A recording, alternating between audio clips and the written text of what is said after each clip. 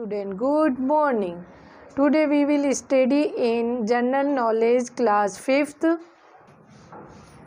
38 laws and theories.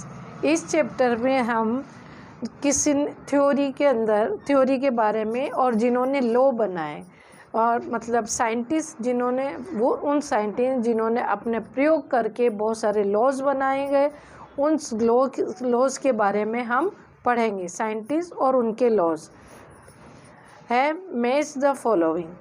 अब ये है theory of the origin of spices, माने कि स्पाइसेस की उत्पत्ति के सिद्धांत। ये लॉज किसने बनाया था? रॉबर्ट हुक ने। रॉबर्ट हुक, ये है रॉबर्ट हुक।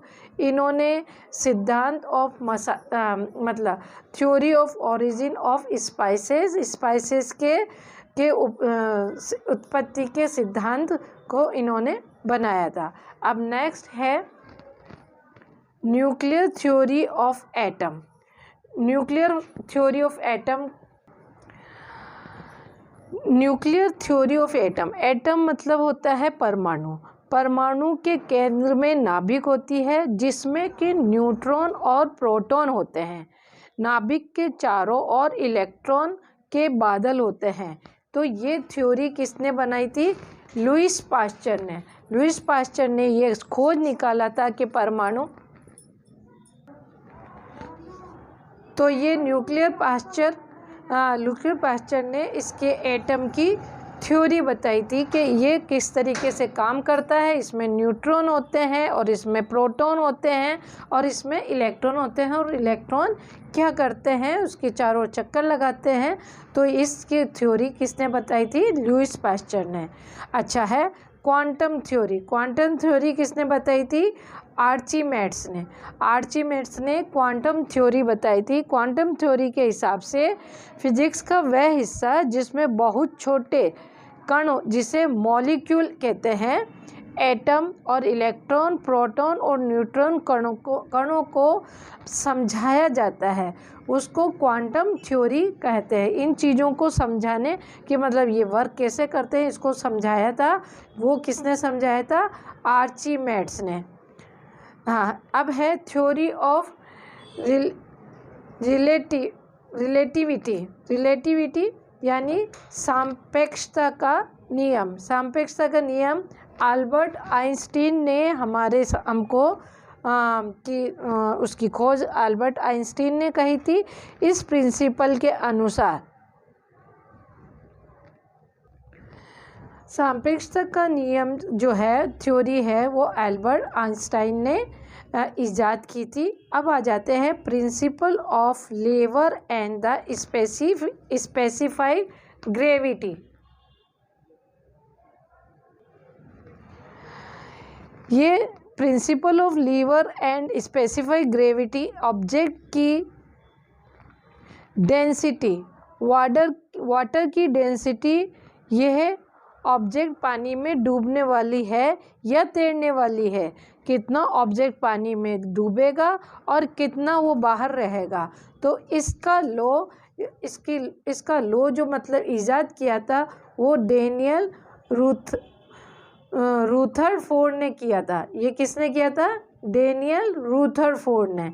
अब हम आ जाते हैं लॉ ऑफ प्लैनेटरी मोशन। ये law Michael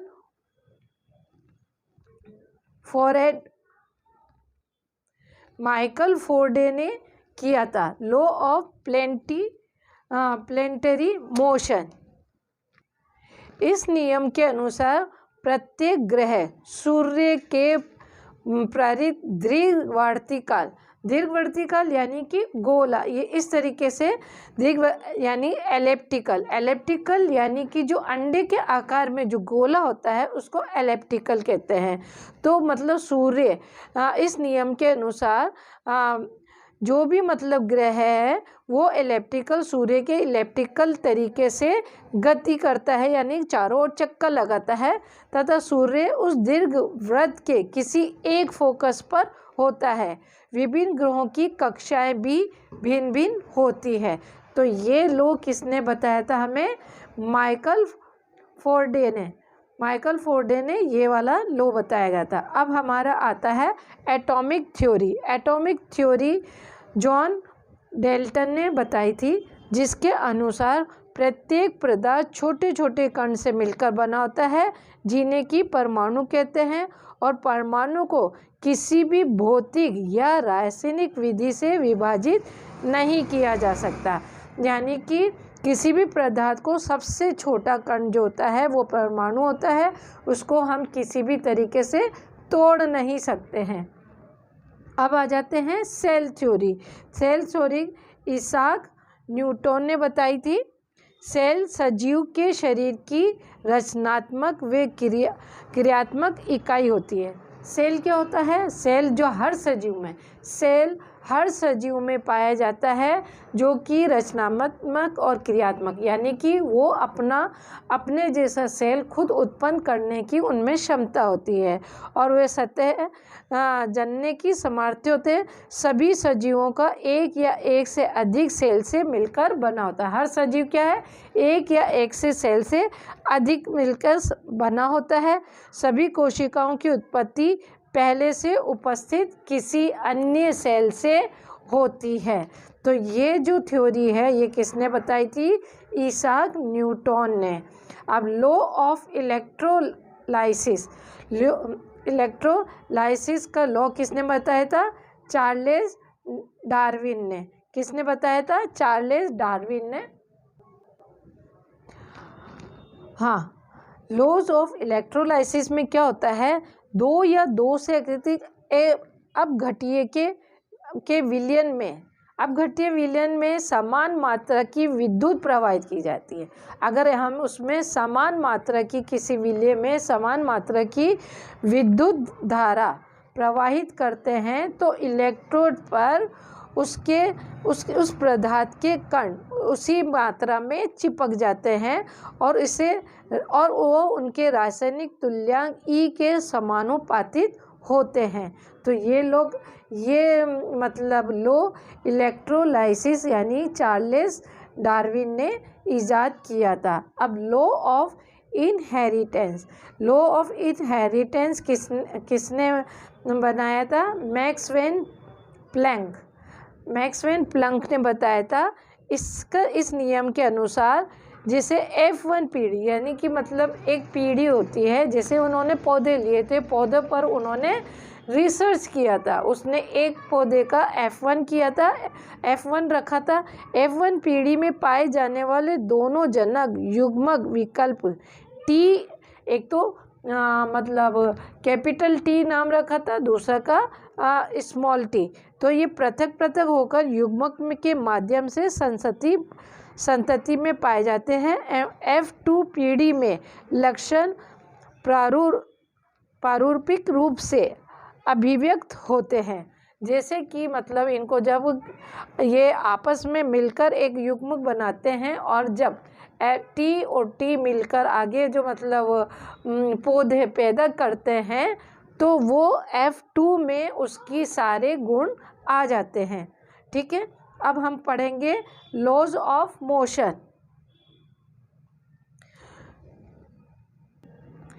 law of motion के अंदर होता है, जैसे कि हम कोई किसी भी बॉल को या किसी भी चीज़ को जब हम धक्का देते हैं तो वो धक्का वो कितनी दूर पर जाती है, वो किस पर निर्भर करता है?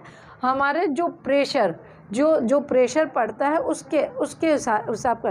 उसके हिसाब से। अगर हमने कम प्रेशर लगाया तो वस्तु थोड़ी सी दूर जाके रुक जाएगी, और हमने तेज़ धक्का मारा तो वस्तु ज़्यादा दूर तक जाएगी।